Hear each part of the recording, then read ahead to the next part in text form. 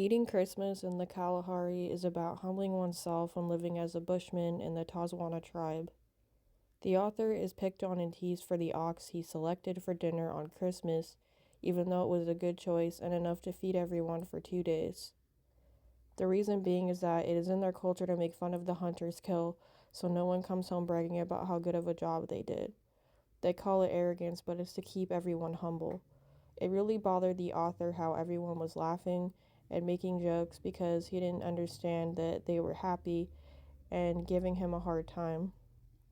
To him, it seemed like a humiliating moment was at stake, and he considered packing up and leaving to spend Christmas alone with his wife. Cultural norms are challenged here because it isn't in Canadian or American customs to belittle or underappreciate the hard work someone does to feed their children and family, and it made the author deconstruct his ability to not only hunt and gather, but his overall character, which he remarked as poor and blind. I think he decided for a second that his worldviews might be inferior to the Tazwana worldviews. One unique norm in my own American culture is that we like fast and easy convenience, especially with food. If you can make something in 5 to 10 minutes without effort, it hits the spot.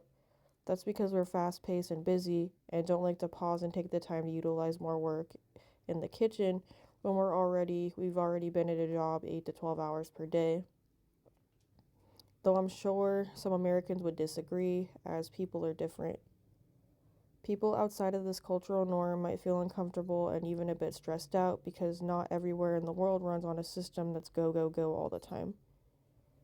Other tribes and countries take the time to plan everything out to feed their village and family because that's their one job that comes with the abundance of living off the land, versus how we have the technology to do that part for us.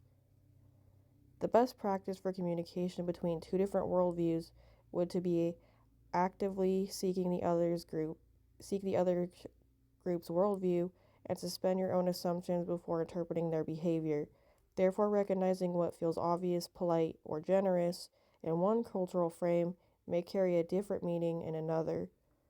From the article, Richard sees buying a large impressive ox as a generous act meant to show gratitude, but the Kung repeatedly insult the ox, calling it thin and worthless. Richard perceives this as hostility or ingratitude, but it is in the tribe's cultural norm to insult the meat to maintain social equality. Misreading cultural signals can lead to frustration, embarrassment, or conflict, even when everyone's intentions are positive. The best practice through all of this is to keep a posture of cultural humility by asking before assuming, observing before judging, and interpreting behavior within the culture's value system. An experience I've observed was a group project with a girl from Japan who consistently denied compliments about her work, which sounded like insecurity or self-doubt, but in her cultural norm, modesty is expected, and deflecting praise is a way of showing respect to the group and avoiding appearing boastful. Seeing a lack of confidence was, in her worldview, the appropriate and a polite way to react. Like Lee's situation with the Christmas locks that felt offensive and underappreciated, but the Kung's worldview is a cultural mechanism that prevents arrogance, maintains humility, and keeps social harmony. The most significant lesson I gained from this is that both situations show how cultural norms shape behavior, and when those norms are invisible or unspoken, people misinterpret each other's intentions. What feels rude, insecure, or ungrateful in one culture may be respectful, humble, or socially necessary in another. Thank you.